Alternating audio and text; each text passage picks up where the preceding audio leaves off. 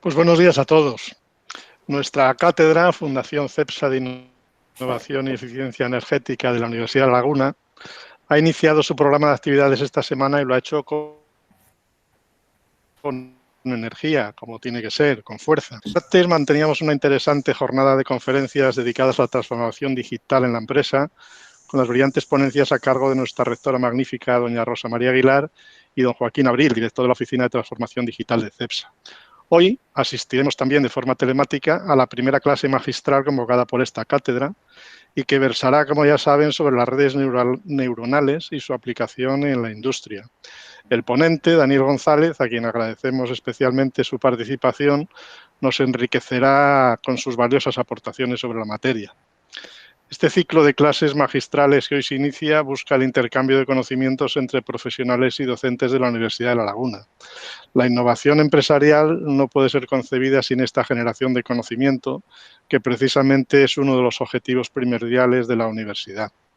Resulta fundamental transferirlo entre ambas entidades de forma fluida para que nuestra sociedad pueda capturar ese preciado valor añadido que así se genera. La relación entre CEPSA y la Universidad de La Laguna viene de lejos. Desde siempre, desde el año 30 que iniciamos la marcha con nuestra querida refinería, hasta hoy en día, pues hemos tenido una relación fluida que gracias a esta cátedra dirigida magistralmente por Andrea Brito, pues se reforzará aún más esta relación, cosa que evidentemente nos llena de alegría. La transformación digital conlleva la necesidad de aplicar un amplio abanico de nuevas tecnologías, inteligencia artificial, robótica, big data, redes neuronales, etcétera, ¿no? Y estas nuevas tecnologías nos abren un mundo apasionante en el cual CEPSA ya está inmerso para continuar por este retador camino, ¿no? Nuestra oficina de transformación digital, compuesta por un equipo humano de unas 110 personas, pilota y ejerce de guía para que nuestra organización pueda alcanzar de forma exitosa este ambicioso reto. Ser cada día una organización más eficiente, más ágil y más segura. Pero también estamos convencidos que solo lo conseguiremos si somos capaces de acompañar a este cambio tecnológico con el adecuado cambio cultural. Sin la implicación y el compromiso de las personas no será posible.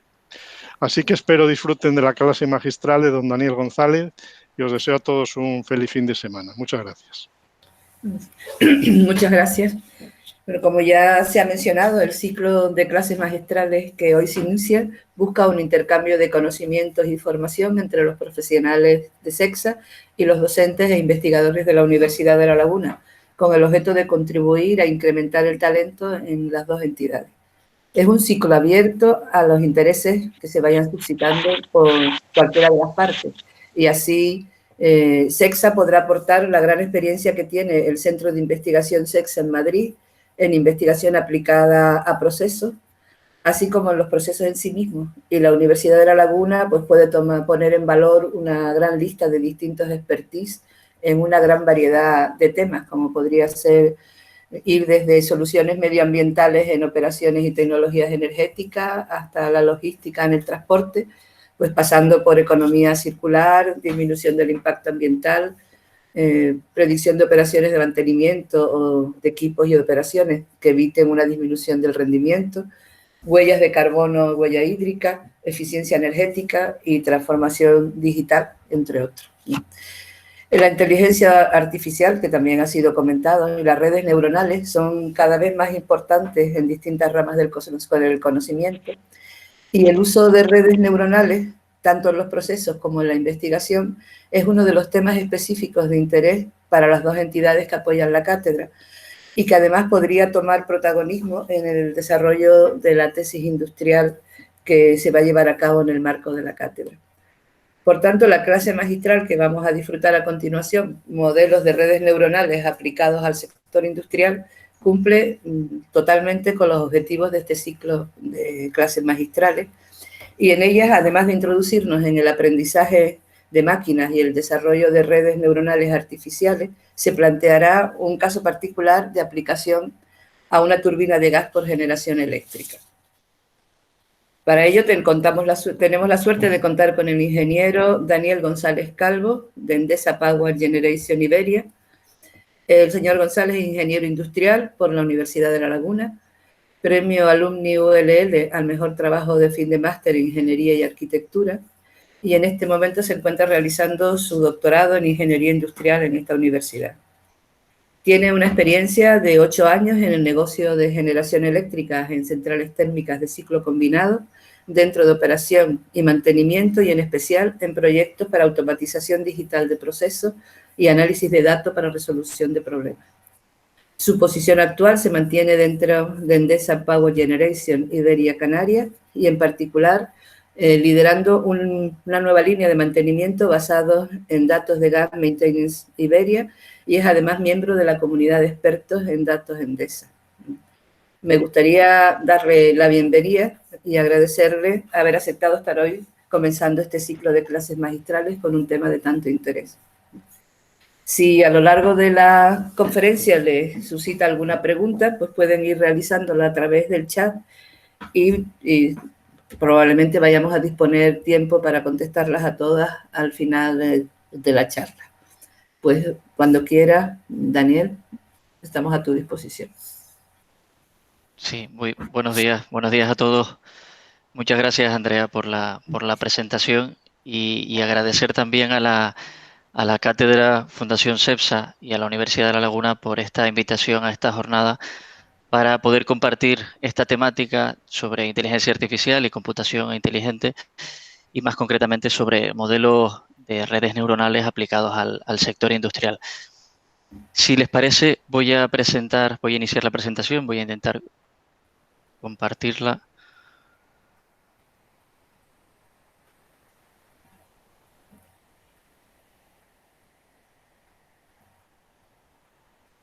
Vale, creo que ya. Sí, sí se ve. Muy bien, perfecto. Pues bueno, en primer lugar he querido dividir el contenido de esta presentación en tres bloques fundamentales. Una breve introducción que además contiene los fundamentos básicos de las redes neuronales artificiales y el procedimiento computacional necesario para poder aplicarlas. Les contaré también en un segundo bloque el proyecto que desarrollé y cómo lo trasladé a un elemento industrial, que en este caso es una turbina de gas para generación eléctrica. Y cerraré con algunas pinceladas sobre la línea de trabajo que estamos siguiendo ahora en estos temas y dentro del ámbito de mi investigación doctoral con la Universidad de La Laguna. Como un poco de introducción histórica, la trayectoria de la inteligencia artificial, como también se denomina inteligencia computacional, pues la trayectoria es bastante amplia. Encontramos los primeros desarrollos de esta computación inteligente pues ya en los años 50 con el famoso test de Alan Turing, padre de la inteligencia artificial. Pero también en esta década encontramos otro desarrollo relevante que nos permite hoy estar hablando sobre redes neuronales. En el año 58, Franz Rosenblatt creó el perceptrón, que es, como veremos ahora, es el conjunto inicial, la base fundamental de la red neuronal artificial, la parte más sencilla. Con el paso de los años, pues bueno, la algoritmia y los diferentes desarrollos evolucionaron, pero sobre todo el aumento de la potencia de cálculo, junto con la gran abundancia de datos disponibles hoy en día, pues ha situado el campo del machine learning y del aprendizaje de máquinas en boca de todos. Hoy en día las empresas están transformando sus negocios hacia el dato y están incorporando técnicas de este aprendizaje de máquinas pues, prácticamente en todos sus procesos, productos, servicios, pues para obtener diferentes ventajas competitivas. Al final, este Machine Learning son algoritmos matemáticos que permiten a una máquina aprender imitando la forma en que aprenden los humanos. Es básicamente una forma de conseguir inteligencia artificial. Hay otro concepto en la actualidad que aparece, que es el aprendizaje profundo de máquina, el Deep Learning, que se define como un algoritmo que emula el aprendizaje humano con el fin de obtener ciertos conocimientos y sobre todo destaca porque los sistemas son capaces de aprender por sí mismos para efectuar tareas tras una fase previa de entrenamiento. Y algunos expertos afirman que el Deep Learning pues, es una forma compleja de red neuronal artificial. Pero bueno, hoy vamos a centrarnos en lo que es el algoritmo clásico del aprendizaje de máquina, que son estas redes neuronales artificiales. Esta red neuronal está inspirada en una red neuronal biológica, como la que pueden ver en la figura, y sencillamente tratan de imitar el comportamiento del cerebro para desarrollar determinadas acciones, pues como reconocimiento de patrones, clasificación de objetos o predicciones. Si combinamos la figura biológica de la neurona, esta neurona, digamos, biológica, con el algoritmo matemático, con el esquema de la neurona artificial, pues es un poco lo que vemos en esta figura, y esta unidad conforma lo que es ya el perceptrón. Este perceptrón, aquí ya nos centramos pues directamente en el esquema matemático, en el algoritmo puro y duro de este perceptrón simple. Si nos situamos para verlo de izquierda a derecha, pues en este caso tendríamos las X serían nuestras entradas, que serían las variables que vamos a procesar. Pues estas variables van a ser procesadas en esta neurona de forma que obtengamos una señal de salida que queremos estudiar. Entonces, este sumatorio, bueno, representa un poco el procesamiento de esta unidad simple de perceptrón. Al final es una simple ponderación que viene dado por el peso, por este peso, esta constante W, y asociado a cada entrada. Por lo tanto, estos pesos van a marcar la intensidad de cada entrada sobre la neurona. De hecho, estos pesos son básicamente los parámetros principales ajustables de nuestro modelo de red neuronal que vamos a ir desarrollando posteriormente. También, bueno, un modelo de red neuronal entrenado, se dice que estos pesos son prácticamente la memoria de una red neuronal.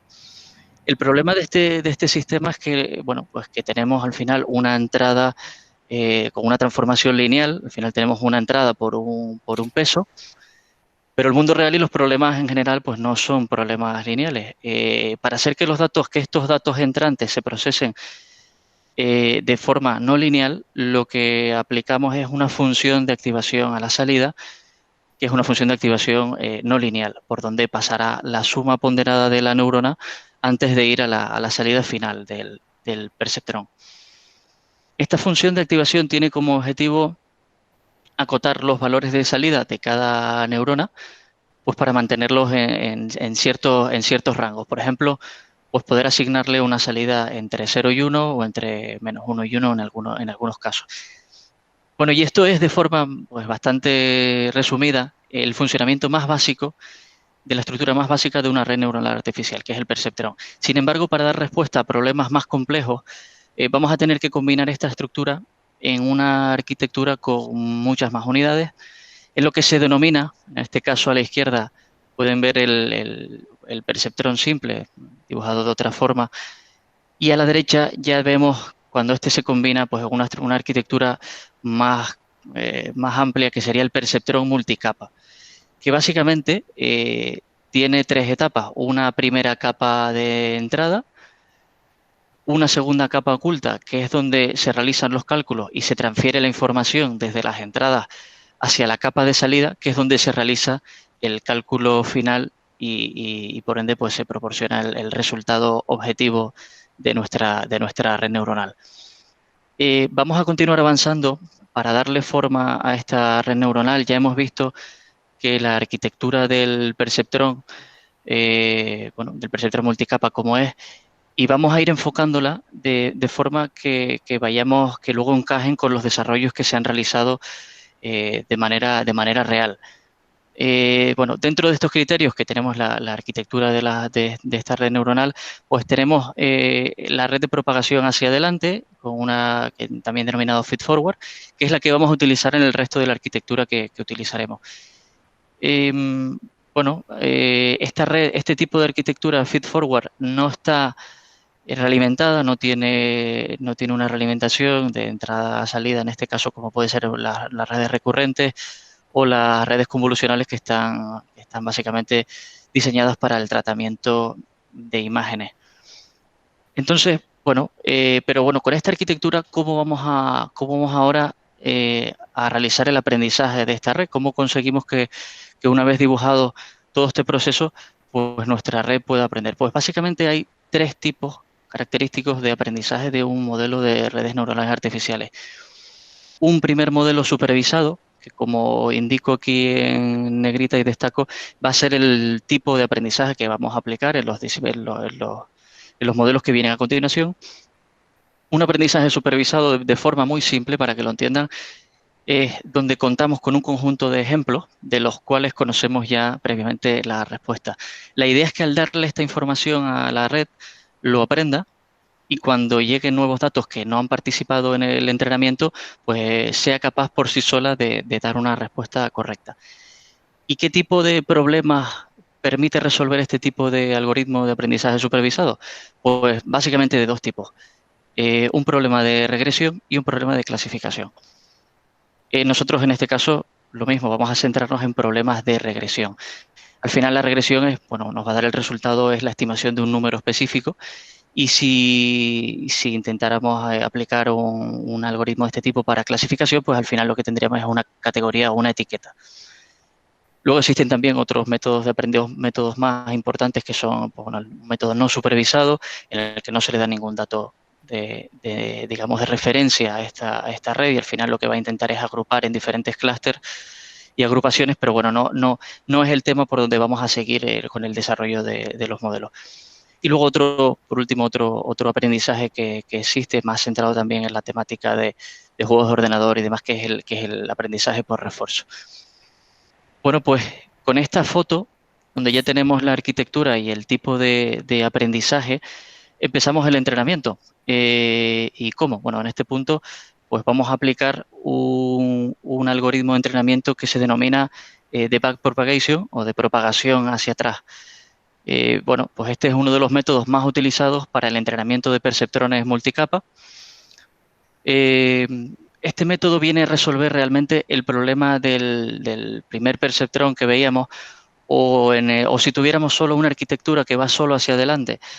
Porque, ¿qué pasaría si nuestra salida, cuando vamos atravesando capa a capa, difiere de la salida que queríamos estimar, difiere de la salida objetivo? Pues necesitamos alguna forma de propagar hacia atrás la información del error a lo largo de la red neuronal, otra vez capa a capa, para que gradualmente la salida se vaya ajustando y se acerque a la realidad. Entonces, bueno, pues básicamente, en resumen, este entrenamiento se lo realiza en 2 etapas. Una primera etapa, como he dicho, que va hacia adelante hasta que se obtiene un valor de salida y en una segunda fase la señal del error se propaga a través de la red hacia atrás, pero esta vez se realiza ajustando ya los diferentes pesos sinápticos, las diferentes variables que les había dicho que eran esas pequeñas intensidades que teníamos que ajustar, que era la memoria de nuestra red neuronal. Entonces, para este algoritmo, para ajustar esos pesos de forma correcta, lo que hace básicamente es aplicar un método general para la optimización no lineal de mínimos cuadrados. Existen diferentes algoritmos de optimización, y no vamos a entrar ahora en el detalle de cada uno, pero bueno, el más básico y común es el del descenso del gradiente. Este gradiente al final es un cálculo que nos permite saber cómo ajustar los parámetros de la red de forma que el error en la salida pues, se minimice. Aunque el objetivo es el mismo, cada uno de estos métodos de optimización pues ajustan la matemática asociada para minimizar el error de la forma más eficiente. Además, todos estos parámetros que un poco hemos visto tanto en el perceptrón como en el algoritmo de aprendizaje supervisado, pues serán configurables a la hora de que programemos y que codifiquemos nuestra propia red neuronal artificial. O sea, por lo que tenemos flexibilidad absoluta a la hora de crear nuestro propio diseño, desde inicializar los pesos, desde de darle el número de neuronas que necesitamos, calcular el número de capas, el tipo de función de activación que vamos a utilizar, incluso también el tipo de algoritmo de optimización. Pero veamos ahora esto con un ejemplo sencillo, a priori, como sería el comienzo de un aprendizaje de un modelo neuronal. Vamos a suponer que queremos que nuestra red aprenda a inferir un valor de rendimiento de un proceso que tengamos, un proceso, llamémosle un proceso X, y esto lo deberá conseguir solo utilizando pues, una variable de temperatura una variable de medida de presión y la posición de una válvula de control, que están obviamente relacionadas con este proceso X. Pues bueno, empezamos a construir nuestra red neuronal mediante programación. En este caso vamos a aplicar la misma arquitectura, un perceptrón multicapa, con un algoritmo de aprendizaje supervisado como habíamos visto. Comenzaremos el proceso de entrenamiento una vez elegida su arquitectura. Lo primero que hace la red neuronal es inicializar a un valor de partida los parámetros de la red. En la primera iteración, pues cuando el valor se calcule capa a capa y se obtenga el resultado final, pues el valor de salida será totalmente diferente al valor de referencia. Entonces, al compararlo, pues bueno, pues el error que calcula pues será bastante grande. Entonces, a partir de aquí, lo que va a hacer el algoritmo de forma iterativa, mediante el algoritmo de optimización que les comentaba, pues va a tratar de minimizar esta diferencia entre la salida real y la estimada, pues bueno, en un tiempo, vamos a decir, un tiempo T de entrenamiento, en un tiempo que debe ser prudencial. Y cuando esto se consiga, pues nuestra red neuronal debe ser capaz de estimar un valor adecuado de este rendimiento X cuando le demos solo la temperatura, la presión y la posición de una válvula de control. Y si no lo hace, probablemente la selección de variables del modelo que hemos hecho pues no sean las adecuadas, o no habremos tratado los datos correctamente antes de dárselos al modelo de entrenamiento. Bueno, y cuando hablamos de seleccionar correctamente las variables y de habérselas dado de forma correcta al modelo, nos lleva a otra etapa fundamental para completar el circuito de análisis de datos, donde el desarrollo y el entrenamiento de una red neuronal artificial o cualquier modelo similar, no tiene que ser una red neuronal, se debe integrar en un procedimiento de computación mucho más amplio, algo similar a la secuencia que un poco les voy a contar ahora. Y esto es seguir una serie de etapas hasta llegar por ejemplo, al informe final que se quiera obtener del modelo. Entonces, en primer lugar, esto es totalmente necesario, que es disponer de la conexión de datos masivos de entrada. Tendremos también que dividir nuestro set de datos en un conjunto de entrada, que será este particular que estoy señalando, que es el de entrenamiento, y otro set de datos de entrada lo vamos a dividir, no lo vamos a utilizar en el proceso de aprendizaje, sino lo utilizaremos después para evaluar. Y segundo, pues bueno, deberemos, y esto también es importante, vamos a evaluar, vamos a estudiar estos datos previo paso a este entrenamiento, visualizándolos de forma bruta, observando si hay ruido en los datos, si hay anomalías de datos incompletos, viendo su estadística y distribución en general, de forma que podamos realizar ese análisis preliminar antes de pasarlos a un modelo de computación inteligente. Y si se requiere, que será lo normal, pues deberemos filtrar y normalizar estos datos. Bueno, con estos pasos pues ya ponemos a prueba nuestro modelo, realizamos el entrenamiento y ahora pues vamos a ver si realmente pues, ha pasado la prueba de ese aprendizaje. ¿Cómo lo hacemos? Pues cualquier modelo de este tipo tenemos que evaluar su rendimiento estadístico y pues bueno, lo hacemos al pasarle nuevos datos que el modelo no había utilizado previamente, pues al final calculamos una serie de coeficientes de rendimiento estadístico básicos, los más típicos en este caso, pues el coeficiente de regresión y el valor absoluto, el valor de error absoluto medio, pues son los más utilizados. Y esto nos va a dar ya, pues, digamos, el filtro. Si esto se supera, pues podremos pasar a producción el modelo y generar los informes de salida correspondientes.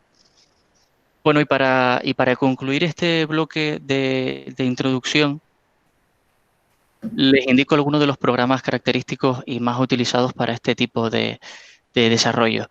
Por un lado, el software de código abierto, de código libre y gratuito, que muchos conocerán que es Python, y las librerías, y sobre todo que las librerías más conocidas para este tipo de desarrollos que son TensorFlow y PyTorch. Su potencialidad es, vamos, es bastante amplia. Existen también otras librerías que nos simplifican aún más el programar este tipo de redes neuronales, pero bueno, esto es lo básico para empezar a programarlas. Y luego, pues bueno, las aplicaciones clásicas que también las conocerán, como el MATLAB o el SAS Paya, que también se utiliza bastante, sobre todo a nivel académico. Estas herramientas, pues bueno, cuentan con su propio lenguaje de programación y tienen algunas librerías también interesantes. El problema que tienen, pues bueno, es su elevado coste de la licencia, luego a la hora de compartir modelos, etcétera. Bueno, y ahora vamos a entrar, una vez ya presentada un poco la introducción de forma muy resumida de cómo serían estos modelos neuronales, vamos a pasar al segundo bloque, que básicamente es el proyecto que desarrollé y con el que podremos ver cómo llevar este entorno computacional hacia un elemento industrial, y podrán ver cómo puse en práctica todo este procedimiento que les comentaba en la introducción. El proyecto se construye gracias al aumento de la disponibilidad de la gran cantidad de datos procedentes de la instalación, de tal forma que podemos convertirlos en una nueva materia prima de utilidad. En este caso, el problema se sitúa en torno, como había dicho, en una turbina de gas de generación eléctrica en un entorno de un ambiente local macaronésico propio de las Islas Canarias.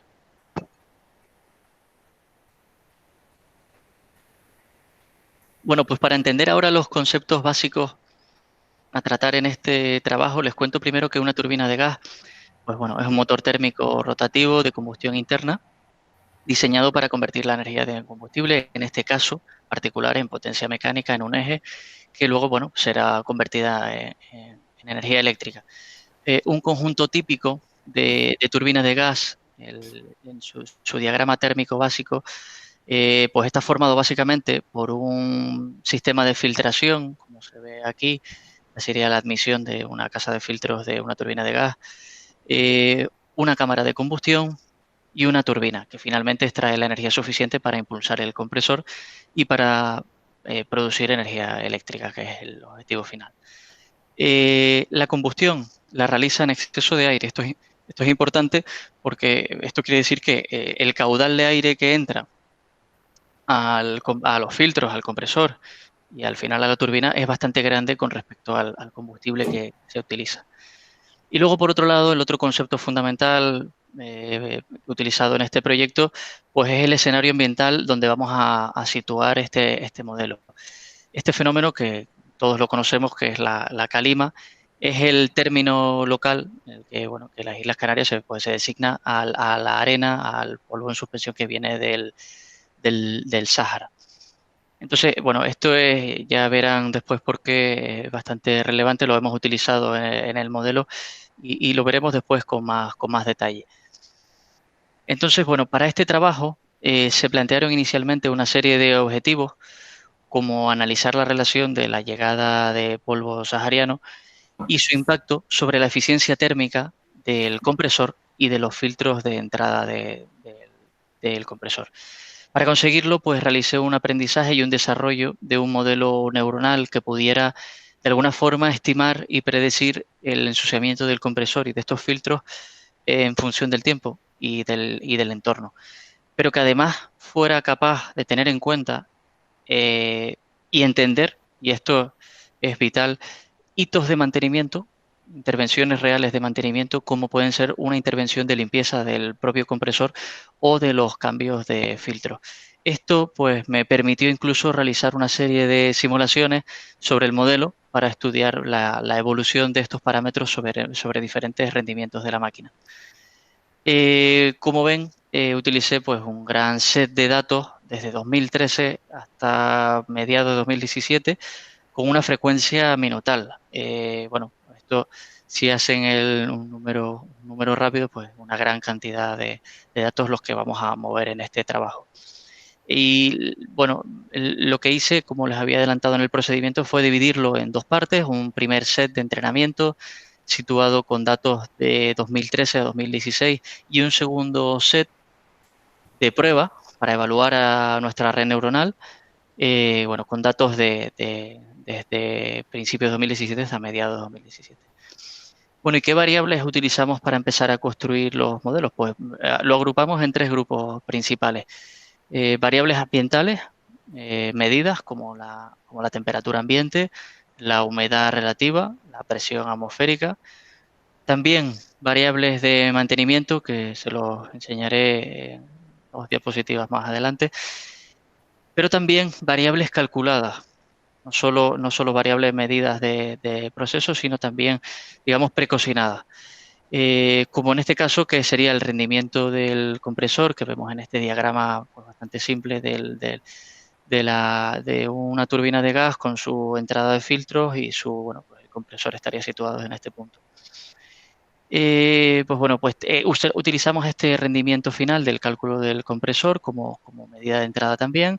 Utilizamos la medida de presión diferencial en los filtros de entrada a la máquina y utilizamos este totalizador de arena sahariana Q, que bueno, que esto ha sido vital. Esto obviamente pues esto no se mide de ninguna forma y tuvimos que realizar todo un proceso de investigación para llegar a totalizar lo que es arena sahariana. Entonces, bueno, para poder establecer un sistema de control de polvo sahariano que permita vigilar esta acumulación, pues planteamos esa metodología de conteo que lo que hace básicamente es combinar el caudal de aire que entra a la turbina y la concentración de arena que hay en la superficie. Pero para poder finalizar este contador necesitábamos discriminar de todo ese aire, de todo ese caudal de aire que está entrando a la máquina, oye, cuál es la parte correspondiente al contenido de origen sahariano, si es que quieres hacer un contador que te cuente específicamente la arena que viene de esa calima. Entonces esto se consiguió a partir de un análisis de una muestra real de arena que tomamos a la entrada de los filtros. Mediante un análisis de difracción de rayos X, pues se pudo encontrar y ajustar este ratio de ensuciamiento debido a la calima. Y esto fue al final ajustado, pues lo ajustamos a un 10% de toda la muestra de polvo que habíamos tomado. Entonces, bueno, pues vamos a poder totalizar en esta variable exclusivamente la cantidad de polvo de origen sahariano que se va acumulando en la máquina. Bueno, y antes de construir los modelos, y un poco para que vean esto estaríamos un poco en la parte de previsualización de los datos antes de empezar a desarrollarlo, hice un estudio preliminar de cada variable, donde ya podíamos observar algunas características de la gran cantidad de datos que teníamos de entrada. Y esto pues también nos puede nos puede ayudar a la hora de afinar el modelo final. En este caso, pues bueno, en este ejemplo que les muestro aquí, pues vimos que la mayor parte de los datos de concentración de arena en la isla se producían en otoño e invierno y además con humedades relativas pues bastante bajas. Otro de los gráficos que pudimos plantear y para que lo puedan observar cómo se construyó y cómo se preparó la variable histórica del contador de arena que les había indicado, este es la representación gráfica de nuestra variable del conteo de arena que se metió después en el modelo. En el eje Y pues tendríamos el totalizado en gramos de arena de calima y en el eje X pues toda la evolución histórica en el tiempo de 2013 a 2017. Y como pueden ver, la acumulación pues no la hicimos infinita, sino que lo que se hizo fue reiniciar el conteo de arena en los momentos en los que se realizaban los cambios de filtro en el compresor y las limpiezas también del propio compresor pues, por las propias intervenciones de mantenimiento. Pero bueno, no en todos los casos las visualizaciones brutas de los datos, cuando estamos analizando previamente todo nuestro set de información, nos permite sacar alguna conclusión. O sea, en este caso, como ven en este gráfico, esto sería representado el conjunto histórico del rendimiento calculado del compresor, desde 2013 hasta 2017. Como ven, pues bueno, ver una observación dada la cantidad de datos y su oscilación continua pues es bastante complicada. Entonces, pues esto es bastante común en este tipo de análisis y lo que hicimos fue simplemente aplicar un suavizado con una media móvil exponencial, pues para mejorar esta observación de la evolución y ver cómo afectaba, cómo evolucionaba ese rendimiento del compresor con cada lavado y con cada intervención de mantenimiento que se realizaba. Este es un punto que es clave dentro de cualquier procedimiento de computación y de análisis de datos. No solo es entrenar un modelo, sino hay que saber con qué estamos trabajando, saber cómo podemos mejorarlo, cómo podemos ayudarlo y cómo podemos incluso filtrar cosas que sobran, ¿no? Para no hacer que ese modelo inteligente obtenga un valor que sea bajo de rendimiento. Bueno, y ahora sí, este fue el esquema que planteamos a partir del proceso térmico de la turbina de gas, del modelado neuronal de la turbina. En principio, bueno, pues planteamos un modelo de una red neuronal que estudiaba el comportamiento de la presión diferencial en los filtros de entrada al compresor, y planteamos otro segundo modelo de red neuronal que lo que hacía era pues estudiar el comportamiento de ese rendimiento, de esa eficiencia isentrópica del compresor. Bueno, este modelado lo planteamos también para completar pues las diferentes partes de la turbina de gas, pero bueno, esto ya forma parte de una segunda etapa del proyecto. Y esta es un poco la foto final de la red neuronal que diseñamos. Aquí podéis ver el esquema final de un perceptrón multicapa con una configuración feed forward, como habíamos comentado en la introducción. En este caso es el esquema del modelo que estima el rendimiento del compresor. Como ven, las entradas que habíamos comentado, pues la temperatura ambiente, la humedad relativa, también variables de funcionamiento como la potencia activa a la que estaba funcionando la turbina, la presión de los filtros también la incluimos, y luego incluimos también la variable de mantenimiento y la incluimos en forma de horas de funcionamiento sin lavar el compresor. ¿Vale? Y por último, y esto era lo más importante del estudio, pues era el contador de calima. Nuestro contador de calima también era una entrada. Y un poco el mismo ejercicio lo hicimos para estimar esa presión diferencial de entrada y ver un poco si estos modelos de redes neuronales eran capaces de estimar y de relacionar esas limpiezas y esas variables de calima con la eficiencia real de la máquina. Bueno, ¿y qué resultados obtuvimos de todo este proceso? Pues después de las diferentes fases de aprendizaje, pusimos a prueba nuestra red. Lo que estáis viendo es una respuesta de la red neuronal, en este caso del modelo de la eficiencia del compresor. Este modelo es con los datos ya de 2017, es decir, los que no habían participado en toda esa fase de aprendizaje. Es decir, son datos que el modelo no conoce a priori. Y lo que vemos, bueno, les cuento brevemente, en el eje Y pues tenemos el rendimiento del compresor, en el eje X tenemos el tiempo, y lo que obtuvimos pues fue una estimación de la red neuronal que se ve en naranja y que es bastante precisa con respecto al valor de referencia objetivo, que es el valor real de la eficiencia del compresor. Pero esto no queda solo aquí. Cuando le decimos al modelo, oye, en este punto ha habido además una intervención, una limpieza del compresor, pues la respuesta que da la red es exactamente el salto que se obtuvo tras lavar la máquina. Por lo tanto, disponemos de un modelo que sabe reconocer y estimar cómo afecta un hito de mantenimiento sobre una variable de proceso. Bueno, si hacemos un zoom sobre este gráfico para que lo vean un poco mejor y vean lo acompañemos con el rendimiento estadístico obtenido, pues bueno, se aprecia ya que la dinámica de la red neuronal en naranja frente a la azul, que es la medida real, pues es bastante similar, y esto nos lo confirma pues esos coeficientes de rendimiento estadístico que habíamos comentado, pues unos resultados bastante buenos. Y en los mismos resultados similares, bueno, obtuvimos en el modelo de red neuronal que hicimos para la estimación del estudio de la presión diferencial en los filtros de entrada, donde también el modelo aprende a interpretar una intervención de mantenimiento, en este caso un cambio de filtros que se había hecho, y donde obtuvimos también pues unos resultados de estimación pues bastante buenos. En este caso el rendimiento es un poquito más bajo y el error es en términos, en este caso, de la presión en milímetros de columna de agua, pero los resultados son totalmente aceptables y se puede apreciar que la dinámica que da la red pues es bastante similar a la variable real medida pues, en la entrada del compresor. Entonces, en vista del buen resultado que ofrece este modelo neuronal, confirmando que efectivamente ha aprendido las diferentes intervenciones de mantenimiento, en particular este último caso del cambio de filtro, estamos en disposición de realizar también diversas simulaciones sobre el modelo, ¿no? Pues para obtener otros resultados relevantes.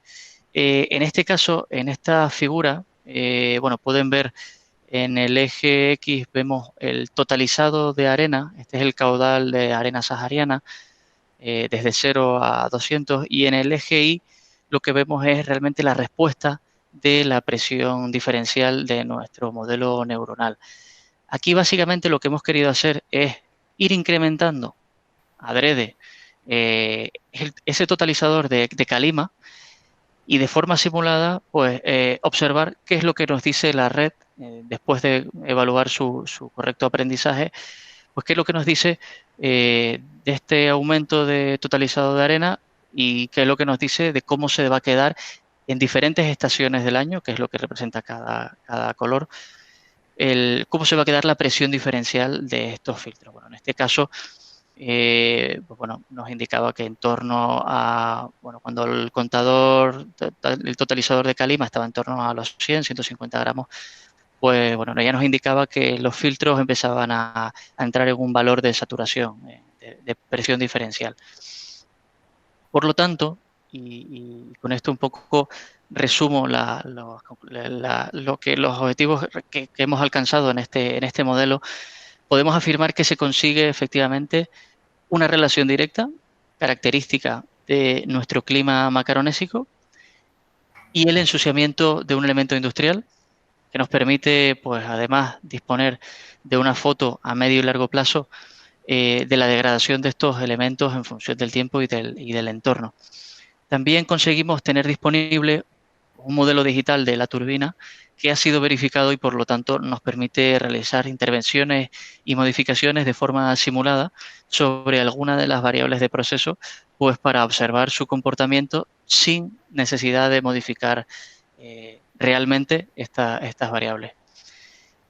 Y bueno, y por último, pues, y esto es realmente lo más importante, se consigue enseñar una intervención de mantenimiento real a un modelo de computación inteligente. Esto es clave como ayuda a la planificación del mantenimiento, ya que nos va a permitir predecir el estado de la máquina pues, en diferentes escenarios y de esta forma pues, ayudar y facilitar pues, la toma de decisiones que podamos realizar en la instalación. Y bueno, para cerrar la presentación, el tercer bloque, me gustaría que vieran algunos detalles que estamos investigando ahora pues dentro de una tesis de doctorado industrial prevista para finales de año, en el que estamos trabajando en varias líneas y todas ellas aplicadas sobre elementos industriales y siguiendo un poco la misma metodología que hemos visto en esta presentación.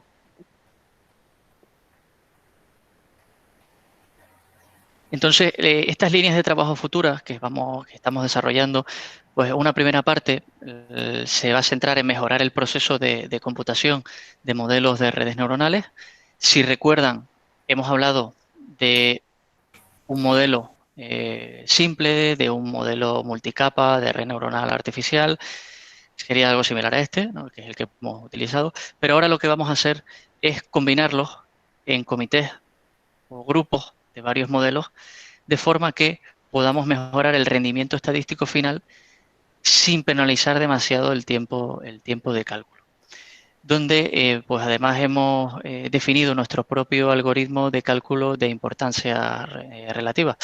Y bueno, ¿qué son las importancias relativas? Pues a partir de un modelo inteligente, en este caso de este conjunto de redes neuronales que ya estaría entrenado, nos va a permitir identificar qué variables están afectando más o menos a la variable de salida. Y esto pues, es de gran ayuda para la supervisión de cualquier elemento industrial y para la supervisión que se haga de una máquina en cualquier planta. Otro aspecto relevante es que estamos ahora mismo pues, sentando las bases de esta metodología de mantenimiento basado en datos, estandarizando algoritmos para que estos modelos inteligentes sean capaces de entender y aprender una intervención de mantenimiento real, que además sepa interpretar qué nivel de importancia tuvo un evento de mantenimiento sobre la máquina y que esto al final nos permita hacer una planificación del mantenimiento basado en datos. Por último, y concluyo añadiendo que para conseguir procedimentar y establecer esta metodología de análisis de mantenimiento, es vital ir centralizando toda la información que tengamos disponible, como datos de proceso, datos de mantenimiento logística, eventos o patrones que de forma histórica se registraban manualmente o incluso en la instalación por cualquier motivo, pues no se registraban ni siquiera de forma digital, sino se apuntaban a una libreta. Todo esto es vital centralizarlo en una única base de datos, de forma que esto nos permita automatizar gran parte de la secuencia de aprendizaje de los modelos y nos facilite al final pues, la aplicación de estudios de este tipo. Bueno, y con esto termino la presentación. Muchas gracias por su atención. Ahora, bueno, creo que habrán hecho las preguntas por el chat. Voy a intentar dejar de... Muchas gracias, Daniel. Muy interesante. La idea la tengo. Yo creo que probablemente podamos aplicar bastante de lo que has dicho, quizás, a ver si nos funciona con datos un poco más empíricos. O sea, ya he visto que la temperatura, la presión, todo esto nos puede servir, pero claro, a ver si se puede simular un proceso, o sea, una reacción química, por decirlo de alguna manera, teniendo en cuenta todos sus parámetros y poder predecir el resultado, pero vamos, con todos los datos que le aporte.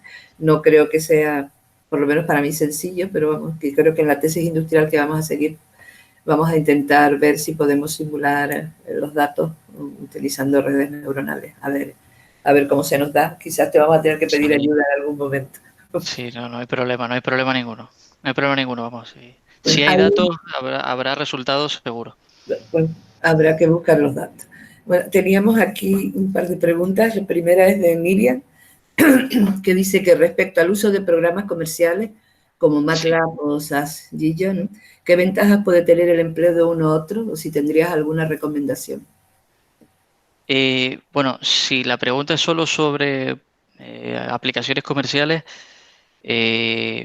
bueno, la diferencia entre MATLAB y SAS Villa, el SAS Villa es reciente, porque el SAS es un método también clásico como MATLAB. Lo que pasa es que han metido una parte de visualización en la nube y además es interactivo, tipo drag and drop, que simplemente tienes que ir arrastrando variables y él te va construyendo los modelos. Y entonces esa parte es bastante interesante. Con respecto a MATLAB, que también ha mejorado bastante y tiene una visualización pues bastante interesante, pero el SAS ha sabido, digamos, actualizarse a lo que es este tipo de modelos, sobre todo para la gente que no está familiarizado con programación y lo puede hacer de forma sencilla. Pero para programar realmente el MATLAB es mucho más potente y como herramienta de programación el MATLAB. La parte de visualización diría que el SAS. Bien. Jorge Garro te pregunta si había entonces dos programas en tu simulación, ¿no? Una para el cálculo del delta P y otro para el rendimiento de la turbina, o alimentaba uno al otro. Bueno, en este caso, o sea, hay una idea de hacer una alimentación continua desde el primer modelo de los filtros hasta llegar hasta el resto de variables que les había enseñado una foto, hasta modelar toda la turbina. Pero para este caso particular y de lo que les he contado, lo he analizado por separado. He analizado un caso específico de un modelo neuronal para presión diferencial de filtros y otro caso específico para modelo de rendimiento del compresor. Pero la idea es tener modelado y que se vayan, digamos, conectando una red con otra. Y pues Juan Lázaro pregunta, ¿cuánto tiempo en horas nos ha invertido en el estudio y si se puede monitorizar y meterlo también en el modelo? El tiempo... ¿O es de altura? Pues si Juan Lázaro puede conectarse y especificar mejor su pregunta, que quizá yo no lo he entendido bien. Hombre, en las horas que he invertido... A ver, Sí. sí. Pues soy Jesús Lázaro. Perdón, es verdad. Como Juan, perdón. Vale. Es un tema de... No, ¿cuánto tiempo se invierte en horas y para hacer todo este modelo? Y luego si eso se puede monetizar de alguna forma, es decir, ¿a cuánto me ahorro yo si alguna cosa u otra? Y si esa monetización luego se puede poner también en el modelo y optimizar económicamente el tema. Sí, bueno, la primera pregunta, el tiempo invertido, bueno, a ver, hay dos tipos de tiempo aquí. Uno es el que el investigador tarde en aclarar cuáles son las variables que tiene que utilizar, todo ese trabajo previo de análisis, qué es lo que tiene que filtrar o no. Y yo creo que esos son días, semanas, incluso pues más de un mes trabajando con estos datos. Y luego hay otro tiempo, que es el tiempo que se tarde en programar el modelo y el tiempo de entrenamiento. Y ese tiempo sí es bastante rápido. A lo mejor estamos hablando de como mucho, pues media hora, una hora, dependiendo de la carga de datos que tenga y de cómo sea el ordenador donde esté ejecutando el código. Y luego la parte de monetizar, sí, obviamente sí. Yo no he incluido aquí, bueno, ningún dato ni de relación con el consumo de combustible, ni con la estimación, porque esto lo puedes ir después conectando efectivamente, como dices, con otro modelo que relacione ese rendimiento del compresor con la pérdida de combustible y al final lo llevas a un coste. Pero no lo he incluido aquí porque, bueno, al final es un dato crítico para Endesa y, bueno, he preferido no meterlo. Pero sí, se puede monetizar y sobre todo, y no solo tanto por la parte del combustible, sino también se puede sacar obtener un rendimiento económico también por la parte de la toma de decisiones, porque esto al final, si se utiliza para planificar el mantenimiento de forma efectiva, al final, si tenemos este escenario, yo hablo de este escenario particular, que es una turbina de gas de generación eléctrica, y la planificación tiene que estar pues bastante bien estructurada en el año, pues esta ayuda a la toma de decisiones de planificar su intervención de limpieza o de cambio de filtros, pues es importante, sobre todo también de cara a la optimización de personas y de recursos que vayas a utilizar. Entonces, al final no es solo, que también lo es el combustible, sino también hay otros costes que puedes meter ahí que también son relevantes y de hecho yo creo que a día de hoy, y en este caso hablo por Endesa, son el que más hincapié ha hecho también. Bueno, Muchas gracias. Nos quedan dos preguntas y ya después tenemos el tiempo final. Entonces, por parte, bueno, aparte hay varios personas que han felicitado al ponente por su intervención y tenemos una pregunta de José Juan Macías Hernández, ¿no?, que te da las gracias por la presentación y comenta que están utilizando este modelo para la predicción de anomalías en el compresor de la turbina y hacer una intervención temprana. Y en este caso, ¿con qué antelación está dando el modelo precisión? Vamos a decir que es una predicción, una estimación de corto o medio plazo. Realmente porque bueno, muy a largo plazo tampoco quizás es fiarnos demasiado del modelo, vamos a decir medio plazo. Pero bueno, si el entrenamiento es bastante estable, si los datos son buenos, pues estamos hablando de varios meses de simulación.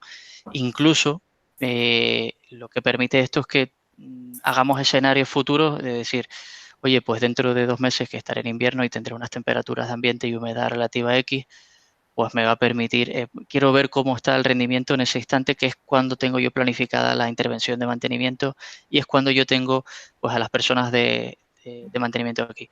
Entonces, ese tipo de estimaciones futuras pues también las puedes hacer. digamos, no con una fecha concreta, sino, bueno, por eso digo que medio plazo, si además el rendimiento del compresor y una turbina, pues bueno, es bastante estable, no suele haber desviaciones fuera de lo normal, fuera de su dinámica normal, pues eso, estamos hablando de, yo creo que de varios meses que el modelo nos puede permitir. Y de todas formas, el modelo se puede ir reentrenando después con el tiempo y con las nuevas intervenciones de mantenimiento que se vayan haciendo. Y la última ya es de Luis Alonso Siberio y pregunta si usaste algún modelo específico para la optimización de los hiperparámetros de la red neuronal. Sí, bueno, para los hiperparámetros, realmente los hiperparámetros no los programé como tal porque, bueno, Python es más flexible en esta parte.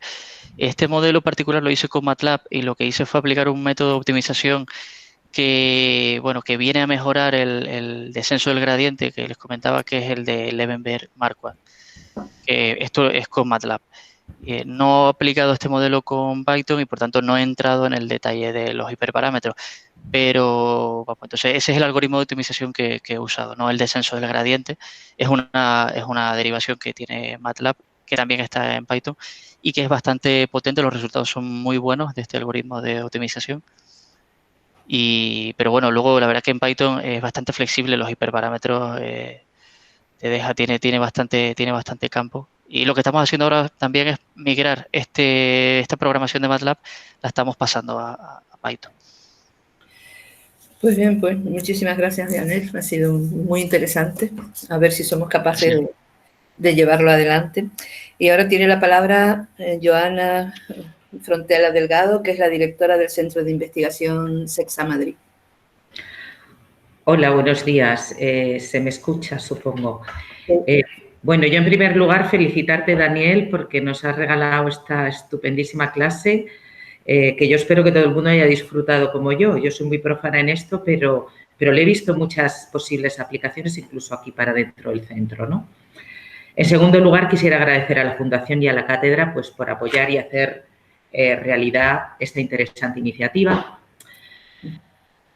Y finalmente, a Andrea por ponerla en marcha a toda mecha. Fue lanzar la idea y ha sido rápido, ¿no? Este es el comienzo, ya lo han mencionado antes, de una serie de clases magistrales que buscan compartir conocimiento entre la Universidad de La Laguna y CEPSA, ¿no? En estas clases se busca el intercambio de conocimientos entre docentes e investigadores de allí, de La Laguna, y los profesionales de CEPSA. Y el objetivo no es otro que, bueno, pues que sacar ventaja del expertise que tenemos en ambos organismos para formarnos entre nosotros y así potenciar el crecimiento del conocimiento, ¿no? Personalmente, pues voy a decir que estoy encantada con que este proyecto sea una realidad con la impartición de esta primera clase y espero que, bueno, pues que sea solo la primera de una larga serie de clases de temática interesante y que atraiga a muchos buscadores de conocimiento. Hoy, si no me ha fallado la visión, hemos estado 62. Yo he visto 62, quizá haya habido alguno más. Alguno más, sí. Alguno más, fenomenal. Bueno, la temática de las clases futuras todavía está por dibujarse. Deberían ser clases ad hoc, es decir, clases específicas que intenten cubrir necesidades de un organismo con el expertise del otro y orientadas hacia el ámbito de la cátedra, es decir, la eficiencia energética, ¿no? Creo que debemos ir trazando los contenidos a medida que avanza el curso.